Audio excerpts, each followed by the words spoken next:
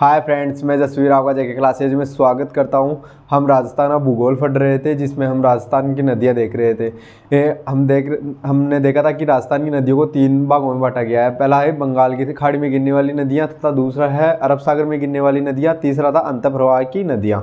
तो हमने पहला चालू किया था बंगाली खाड़ी में गिरने वाली नदियाँ, तो उसमें हमने बाणगंगा नदी देख ली थी। आप सबको पता है कि बाणगंगा नदी का उद्गम बैराट की फाड़िया जयपुर से होता है तथा यह आगरा के फतेहाबाद में जाके यमुना में मिल जाती है। यह 300 किलोमीटर लंबी ही है तथा इसका भाव क्षेत्र 14,360 किलोमीटर है, किमी वर्ग है तथा बैराट की फाड़ियाँ बाणगंगा पर बैराट सभ्यता उत्पन्न हुई थी। आप सबको पता है। अब हम देखते हैं चंबल नदी। कौन सी चंबल नदी देखेंगे?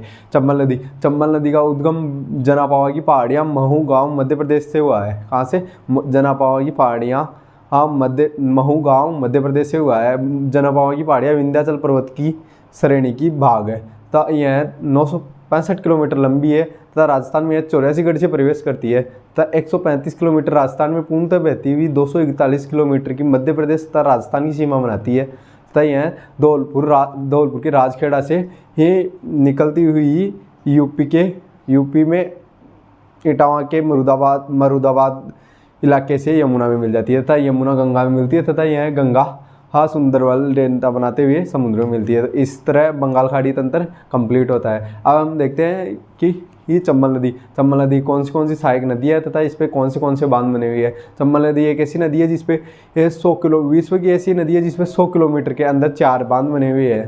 तथा चंबल नदी को राजस्थानी कामधेनु बोला जाता है क्योंकि चंबल नदी राजस्थान में बिजली उत्पादन तथा सिंचाई तथा पीने योग्य तीनों के रूप में काम में आती है। ठीक है, हम देखते हैं चंबल नदी। हम देख रहे हैं हम आज देखेंगे बंगाल की खाड़ी में गिरने वाली नदियाँ, उसमें देखेंगे चंबल। कौन सी चंबल नदी देखेंगे?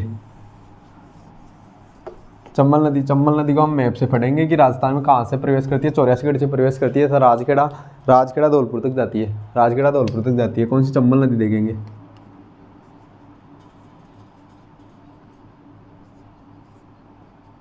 चंबल राजस्थान में है। 84 से प्रवेश करती है। राजस्थान का दक्षिणी पूर्वी भाग देखना कंप्लीट मान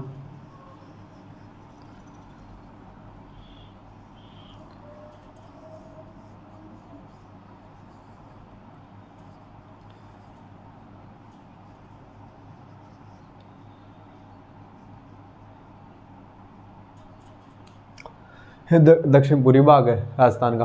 तो चंबल नदी का उद्गम जनापावा की पहाड़िया से होता है जो कि मध्य प्रदेश में है। माना कि यहाँ पे जनापावा की पहाड़ियाँ हैं। कौन सी है? जनापावा की पहाड़ियाँ।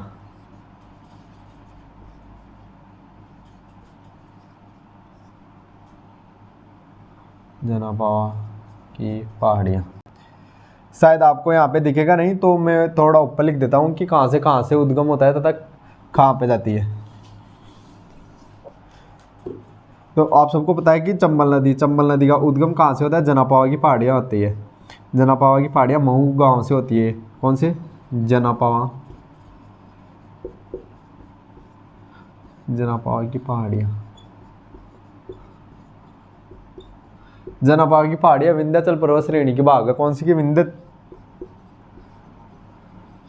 विंध्य पर्वत श्रेणी। जनापावा की पहाड़ियाँ विंध्य पर्वत श्रेणी की भाग है तथा यह महू में पड़ती है। महू MP मध्य प्रदेश। वर्तमान में इसको अम्बेडकर नगर के नाम से जाना जाता है क्योंकि यहाँ पे भीमराव अम्बेडकर का जन्म हुआ था। तो मध्य प्रदेश से जो नदी निकलती है जनापावा की पहाड़ियाँ से, वह राजस्थान के 84 से प्रवेश करती हुई धौलपुर की राजखेड़ा से निकलती हुई यमुना में जाके मिलती है।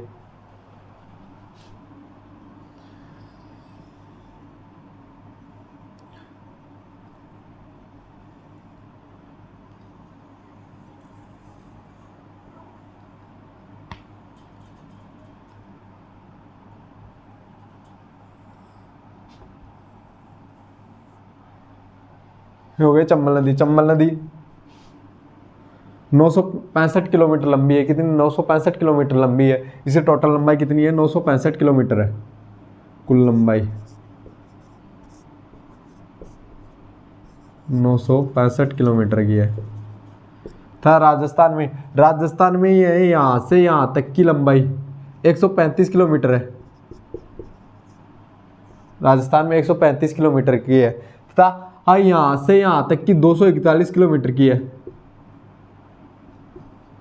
राजस्थान प्लस एमपी की सीमा है,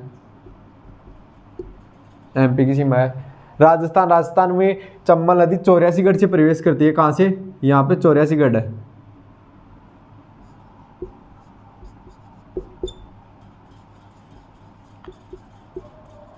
चौरासीगढ़ चित्तौड़गढ़,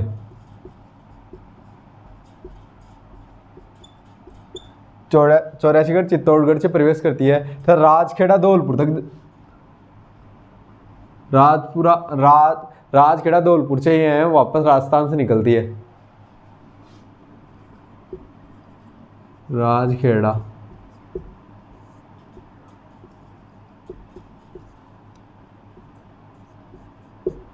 राजखेड़ा धौलपुर था यह यूपी के मरुदाबाद या इटावा में जाके यमुना में मिल जाती है। कहाँ पे? इटावा में जाके यमुना मिल जाती है। यही यमुना नदी है।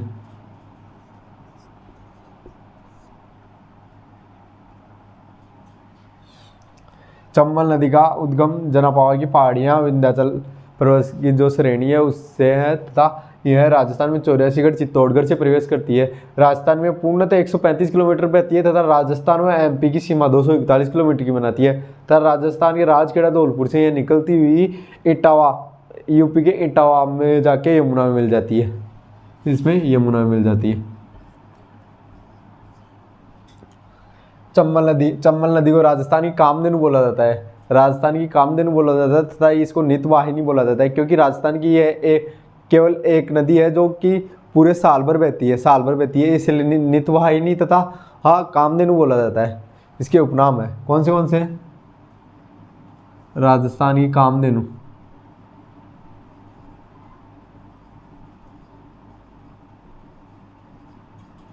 राजस्थानी कामधेनु,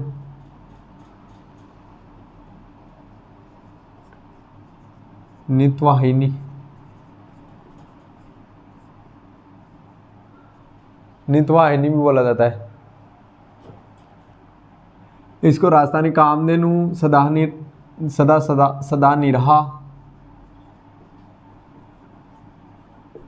निरहा, चरवणती,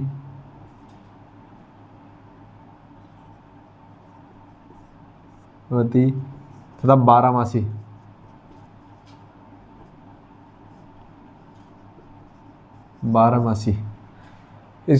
इसके अन्य उपनाम है राजस्थानी कामधेनु, नितवाहिनी,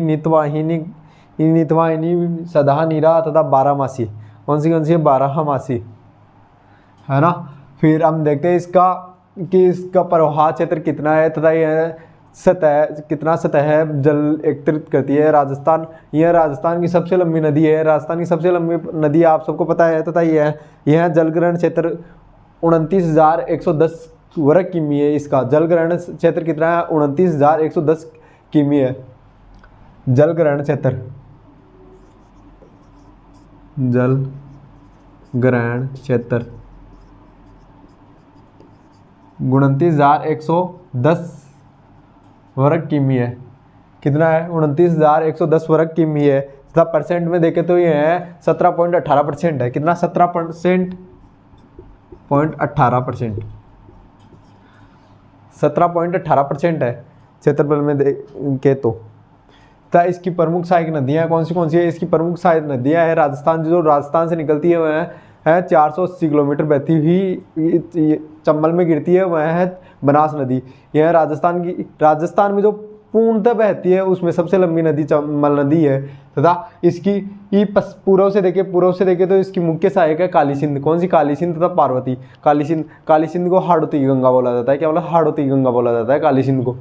हमने कंप्लीट देख लिया है कि जनापावा की पहाड़ी से निकल के ये चौरासीगढ़ में प्रवेश करती है चित्तौड़ से, ये राजस्थान में। अब हम देखते हैं कि पूर्व की तरफ से सहायक नदियाँ जो चंबल में मिलती है। इस पूर्व की तरफ से जो चंबल में मिलती है उनमें मुख्य है काली सिंध। कौन सी? काली सिंध नदी है। तो काली सिंध की दो सहायक नदियाँ हैं, आहू तथा परवन। कौन सी? आहू तथा परवन।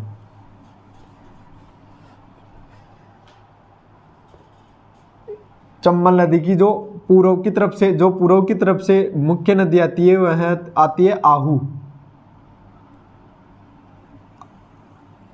काली सिंध नदी का उद्गम देवास मध्य प्रदेश से होता है। कहाँ से होता है? देवास मध्य प्रदेश से होता है तथा यह रायपुर झालावाड़ से राजस्थान में प्रवेश करती है तथा नानेरा कोटा में जाके यह चंबल में मिल जाती है। कहाँ से?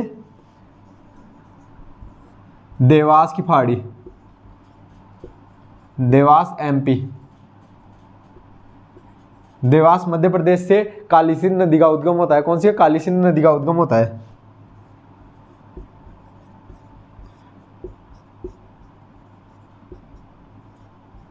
काली सिंध नदी का उद्गम होता है तथा यह रायपुर झालावाड़ से राजस्थान में प्रवेश करती है। यह जहां से प्रवेश करती है उसे यह स्थान है रायपुर झालावाड़। रायपुर झालावाड़, रायपुर झालावाड़ से राजस्थान में प्रवेश करती है तथा यह है नानेरा कोटा। जो स्थान है यहाँ पे वो है नानेरा कोटा। नानेरा कोटा में जाके यह चंबल में मिल जाती है। किसमें मिल जाती है? चंबल में मिल जाती है।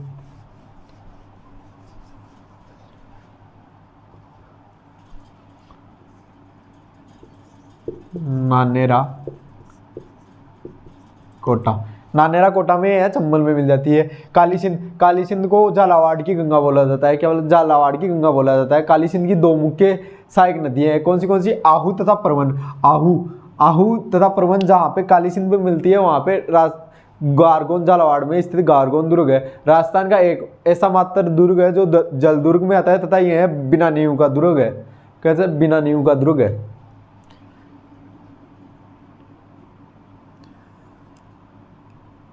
आहू नदी का उद्गम सुसनेर एमपी से होता है। कहां से होता है? सुसनेर एमपी से होता है। सुसनेर की पहाड़ी, सुसनेर एमपी से आहू नदी का उद्गम होता है। आहू नदी का उद्गम होता है सुसनेर एमपी से तथा यह राजस्थान में झालावाड़ से प्रवेश करती है। राजस्थान में नंदनपुर झालावाड़ से प्रवेश करती है। कहां से?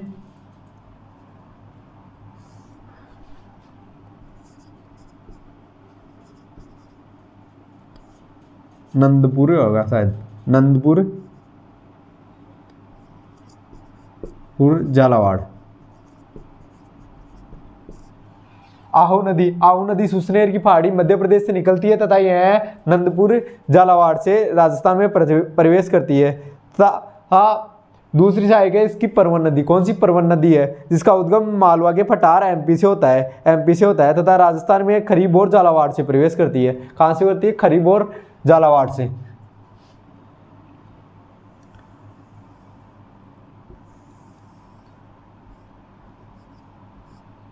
मालवा के फटार से,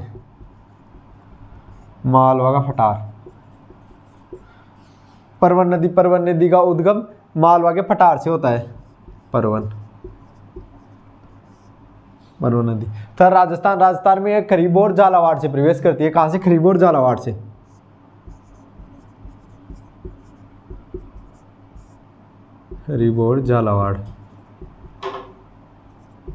खरीबोर झालावाड़ से प्रवेश करती है तथा यह काली सिंध में यह रामगढ़ कोटा में चंबल काली सिंध में मिल जाती है। कहाँ में मिल जाती है? रामगढ़ कोटा। जो रामगढ़ कोटा में ये परवन नदी काली सिंध में मिल जाती है तथा आहू तथा परवन सिंध जहाँ पे मिलती है वहाँ पे गारगोन का दुर्ग है। कौन सा है? गारगोन का दुर्ग।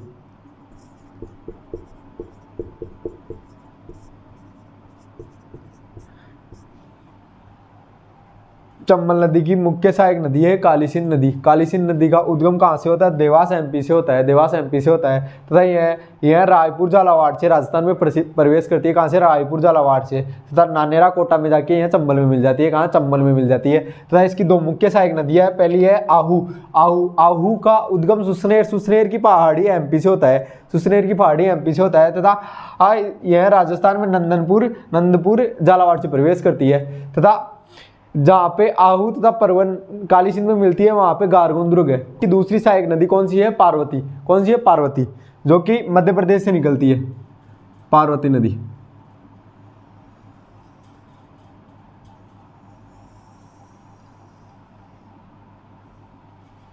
पार्वती दूसरी सहायक, इसकी दूसरी पूर्व की तरफ से दूसरी मुख्य सहायक नदी है पार्वती नदी, जो कि सिरोहर एमपी से निकलती है। कहाँ से निकलती है? सिरोहर एमपी से निकलती है।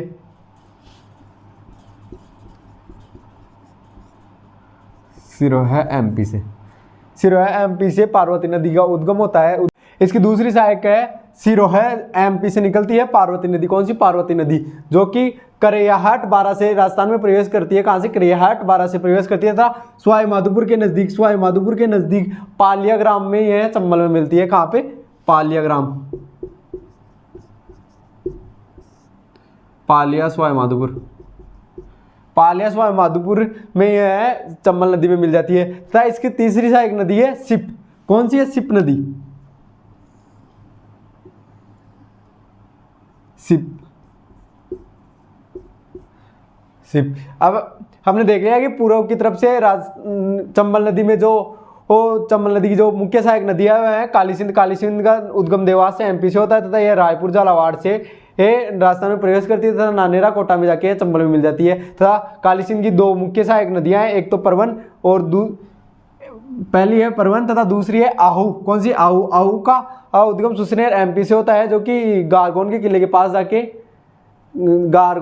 के पास जाकर कालीसिंध में मिलती है। तथा परवन का उद्गम मालवा के पठार से होता है, मालवा के पठार एमपी से। तथा यह है कालीसिंध में रामगढ़ कोटा में जाके मिलती है। तथा यह राजस्थान में खरीबो और झालावाड़ से प्रवेश करती है। तथा दूसरी सहायक नदी है सिरोहा एमपी से निकलती है पार्वती नदी। कौन सी? पार्वती नदी, जो कि करैयाहाट बारा से राजस्थान में प्रवेश करती है तथा पालिया सवाई माधोपुर के पास जाकर चंबल में मिल जाती है। तथा तीसरी इसकी सहायक नदी है सिप। कौन सी? सिप, जो कि सवाई माधोपुर में चंबल में मिल जाती है। तथा पश्चिम की साइड की नदियां हम देखेंगे कल। ठीक है।